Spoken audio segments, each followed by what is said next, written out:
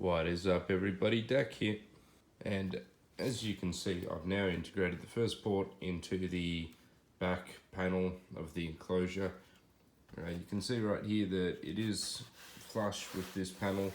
For the most part, still need to bog it and properly integrate it and spray over it and sand it, and also block up all these holes which are left. It looks like Bora has been through this, but you can see the way that I've done it is I cut a 45 out. Well, first I cut a 45 out that looks like this. I then cut it at 90 degrees. I then split that 45 ring that was formed and put it around the pipe in order to integrate, as you can see right there. So this is just kind of tack glued in. It's not in properly yet. You can see though that there's some gaps here. Unfortunately, when moulding the PVC it cracked. I don't know if it's because it's old or because I heated this up and tried forming it for a second time after the first one left a bit of a tumour. I think the tumour's not so pronounced now, but you can definitely see that there is a dip in there. So that's a bit of a shame. I do have a few other good ones though. This one turned out quite good. You can see it is a bit wobbly, and that's just one of the problems. It's not perfect. It would be better using a cast mold PVC compared to, well, I suppose this is compression formed or something. Not sure exactly the terminology, but you get the idea. But this will be integrated somewhere up that end. I did have some good ones like this one here. It came out pretty damn good, and as you can see, this end's flat because this is going to be used with one of those pipes over there for one of the low tune ports. And same with this one, although you can see this one didn't come out perfect, but other than that, it's pretty good. And of course, because there's two of every port except this one, here's the other one for that. It also looks like a squish top hat, and it also doesn't look perfect, but I'm not too obsessed with the looks. I think the main thing is that this initial kind of inlet needs to be flush. That's the main thing I'm going for with this. So the front of this looks decent, looks pretty good.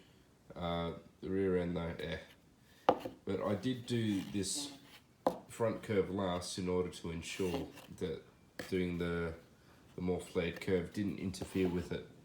So that's the main point.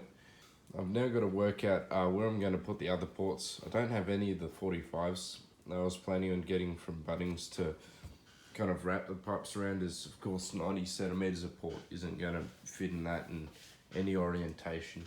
So I'm not going to use any 90-degree bends, just 45s, and I'm going to have to see how tightly I can pack it. Might even have to do something like high tune port, low tune port, because you can already see just how much space that takes up. Originally I was wanting all of them to go along the bottom, but this is a 1 meter wide bit of wood and each port's 20 centimeters, so unless it's butted completely right up next to each other, it's not going to work. And of course something else is this screw line right here is the middle baffle that the driver's mounted into. So I think I might do a dry fit of this now just to make sure it works, and then I'll bog it and start sanding it. Probably add some more glue. I did glue one of the old covers back in, as you can see right there. This was jigsawed out, so I just went straight back in with really small gap. I haven't glued completely around, it's not sealed yet, and I haven't even started that one down there, as I used its plug for something else I'll show you in a second. But as you here it is. It's got the panels in. Right now, if I blocked that one off, this would be a 50 something hertz tuned fourth order, 55 hertz tuned fourth order, with a really big rear chamber, so it would go super low. But yeah, you can see it looks pretty good. It kind of forms in, kind of goes in flush with the baffle in here, and it kind of goes flush in with the bottom, and there is a bit of a gap on the side due to, can you see it? That landing that goes along, you can see it's catching on the back of it now. But yeah, I'd say that's pretty good. That's pretty well ideal. It goes, it's as far down as possible. I wanted it down the box. Somewhere along the box, maybe about here, there will be a block between the box and the very rear inside of the bumper of the car. The, you know, the kind of the hatch landing, whatever you want to call that. So that's just to try to isolate the sound from coming out, and half of it going down under the box, doing nothing, and the other half coming out the top and doing something. Most of it will come out the top anyway, but ideally you'd make it as aerodynamic as possible in order to minimize losses due to turbulence. That's just a basic way to get more SPL. So yeah, I'll show you what I did with that cutout now. So as I mentioned earlier, the reason why I took the box out is because the sub was making a weird noise. And yeah, the dust cap, which had previously split completely in half, which I fixed with rubberized super glue, which held for about 2 years, it broke down again, and it split right down the middle again, and then it started splitting up the edges, and it was pretty mangled. So I tore it off. Also, I removed the excess plastic that was left on here. But as you can see, I'm in need of a dust cap. So what I did with one of those discs of plywood cut out from the box, and a drill and the belt sander, which is still down there, is I managed to turn this.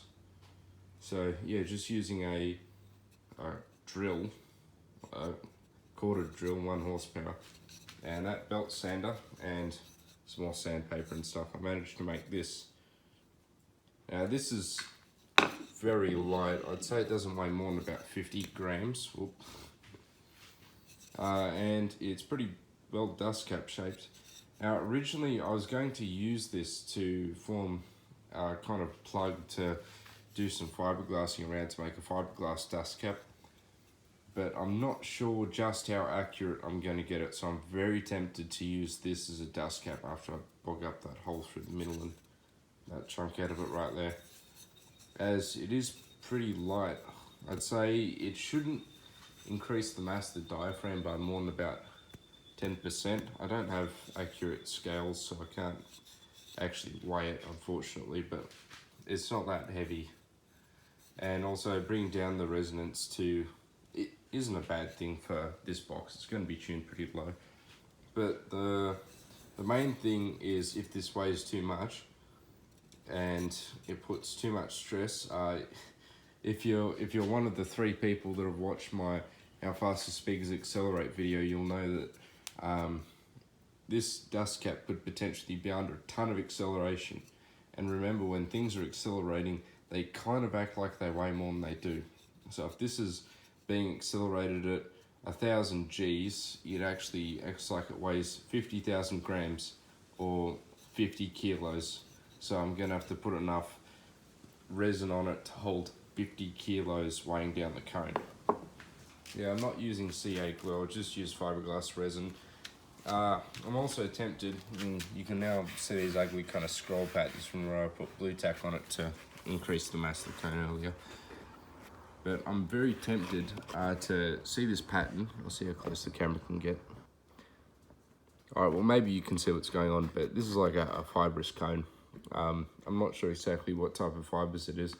Often companies will put this fiber on it and call it Kevlar, but this isn't Kevlar. I'm certain it's not Kevlar. I'm very tempted to paint the whole diaphragm in resin and hope it soaks into these fibers and gives it a bit more rigidity. As just feeling the cone, maybe you can see that it just doesn't feel very rigid. I feel like I'm only pushing in that small section of it right there. I know its lateral strength is probably fine, as in its axial strength, but yeah, I'm very tempted just to coat the whole thing with resin and see if it soaks into these fibres. All this blue tack in here though, that's focus. All this blue tack in here though, that's pretty well a lost cause. That's just going to stay as it is forever. I'm not going to be able to clean that out. I've run a razor blade along the top of this just to scrape every possible bit off, but I'd have to really go in there and get individual bits off. And because this sub's already ugly and could have a wooden dust cap, I feel like I may as well just cut the whole thing in fiberglass resin just to see if it makes any stronger. It shouldn't add much mass though. I'm probably 90% of doing the round over on the top, as you can see. And I've now also done 90% of this first port integration. I've done some sanding and just done some primering.